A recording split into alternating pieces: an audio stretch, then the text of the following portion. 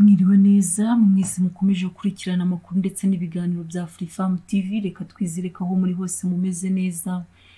Inkuru y'akababaro tugezeho kuri uyu munsi ni y'urupfu rw'umugabo bivugwa ko yapfuye yiyahuye. Mukomeze mudushyigikire mukanda like na subscribe. Imana ibahe umugisha.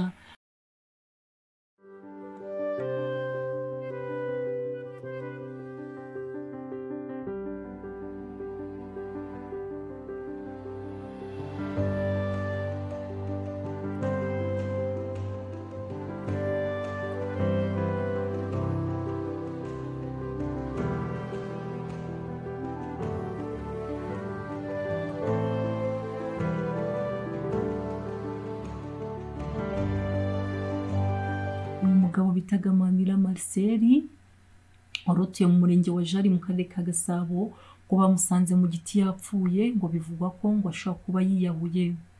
Ni nyuma yuko ngo mu minsi ishize hari abaturage bamusanze ari gucinya umugore we ngo aza gusa nk'ugira ikimwaro cyane, ndetse yumvaga ko ngo abaturage benshi babimenye bikaba bishobora kuba ngo ariyo ntandaro yo kwiyahura.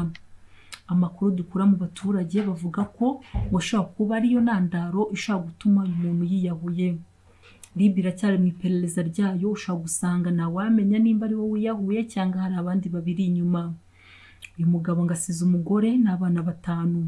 Ntabwo byoroshye muri iyi minsi gucana inyuma kw'abagore, gucana inyuma kw'abagabo mu ngo muri iyi minsi bireze. Ni ikintu cyeze cyane no gusenga, no gusengera ingo akaba ari Imana yonyine iziyubakira.